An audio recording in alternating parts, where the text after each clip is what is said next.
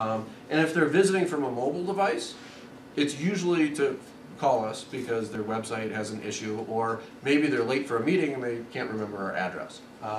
So on the discount decorating site, it's pretty big front and center, and we have it up at the top, and we have it on the left nav bar, and it's big and it's red and it's bold, right, Justin?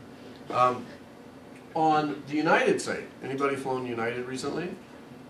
So let's see how many screens, how many clicks it takes to get there. And I'm a pretty savvy internet user, if I do say so myself. So that's the home page.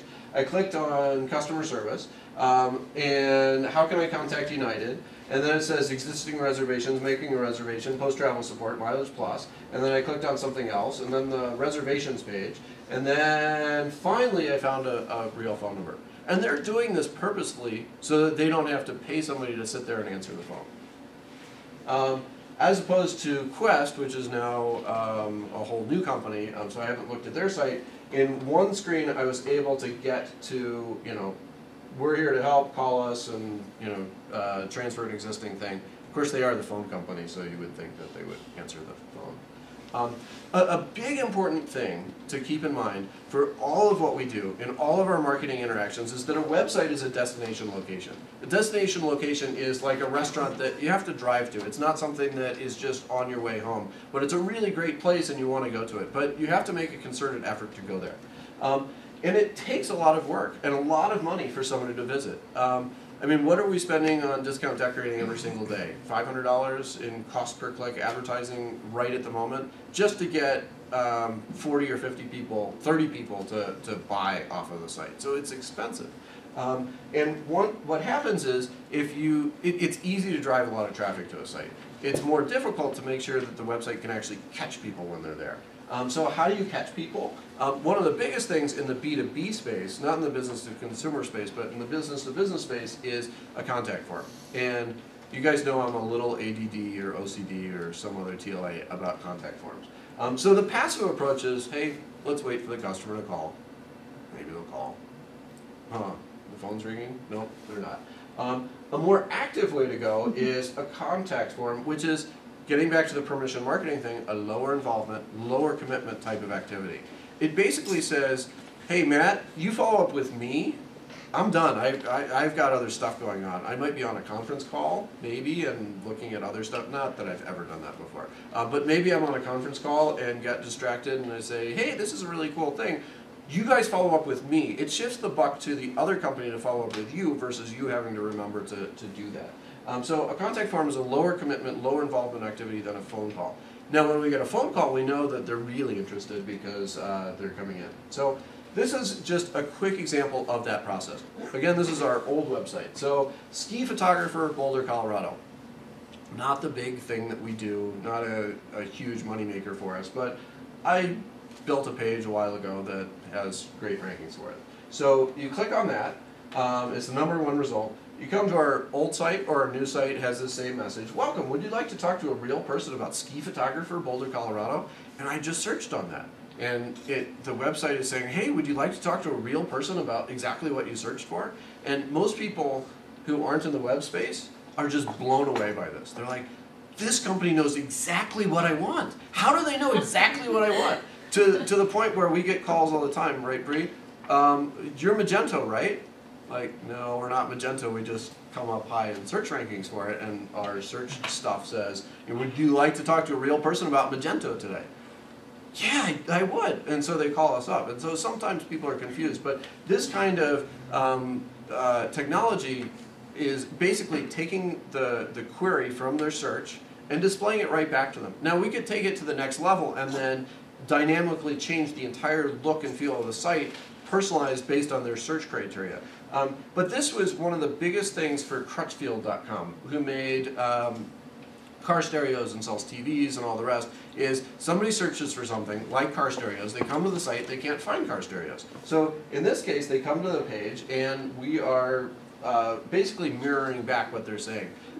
In psychology, if you're having a deep conversation with somebody like Ben, and we're talking, see he's nodding, and we're looking at each other, and he takes a drink, and I take a drink. It's that mirroring approach, and it's really successful. Now, it can be overdone, of course, but it can be Since we put that onto our site, we saw conversions increase by about 35%.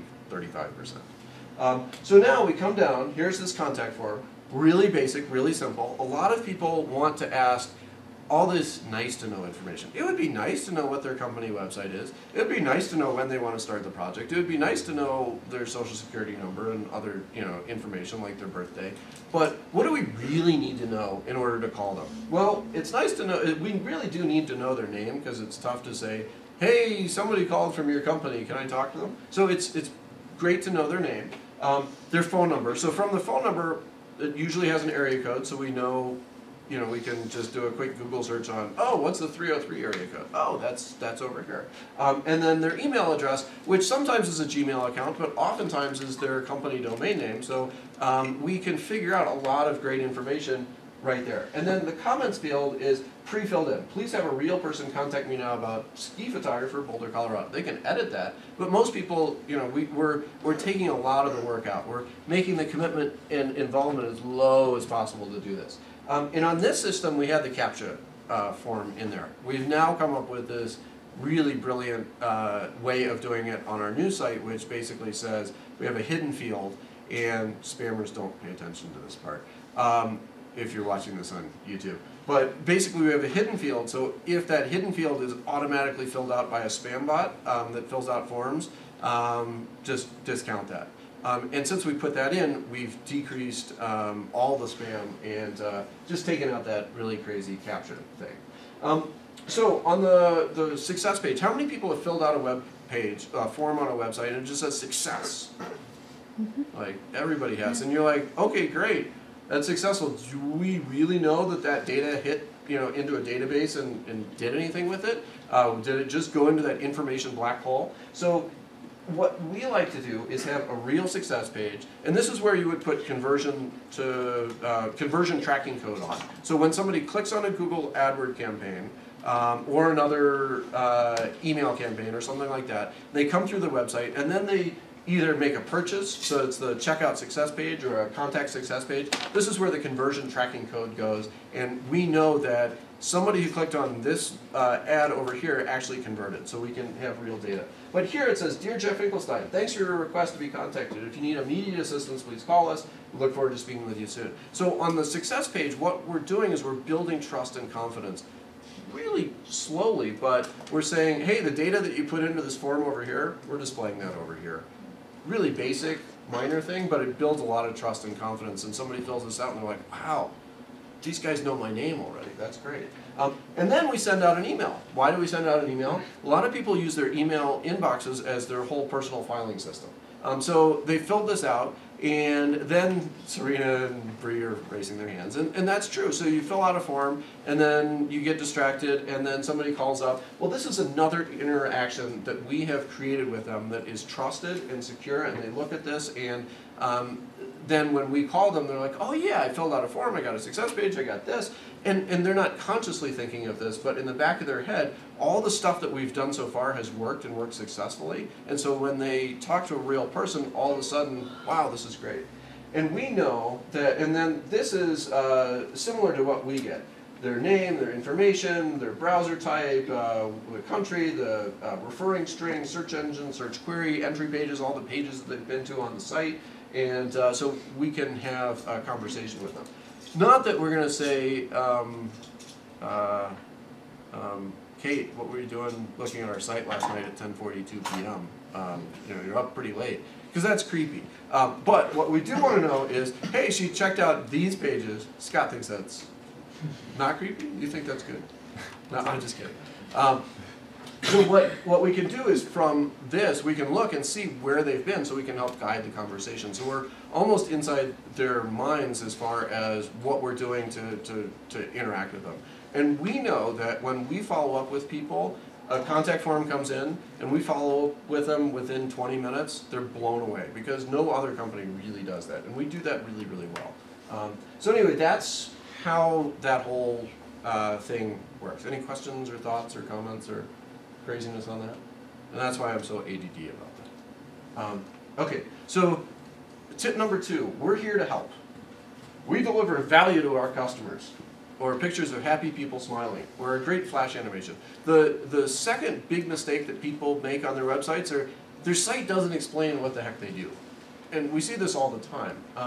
And a lot of sites often assume a person knows all the industry and their lingo, the services, the products, who you are, where you've been, what you've done, and all the rest. We had a client we're not doing much work for anymore, Newstripe, remember Ralph, who makes the machines that put the lines down on athletic fields. And in the industry, it's known as a wet striping, a wet line marker striping machine. But a coach doesn't know that. So his site was all geared toward their internal lingo that nobody was searching for or could find. So we helped guide that and change that so that people can actually do that. So another great demotivational thing. Tradition. Just because you've always done it that way doesn't mean it's not incredibly stupid. So just because you've always had a website that didn't say who you are and what you did doesn't mean that that's not a really great way to go. The research shows that people read a short description of your company and what you do that's on the homepage. And what is your elevator pitch? What do you guys really do? And we know we're in trouble with a company when they don't have an elevator pitch, when they can't really tell you in 10 seconds what they do. When somebody asks me, well, what do you do? We're a web design company. We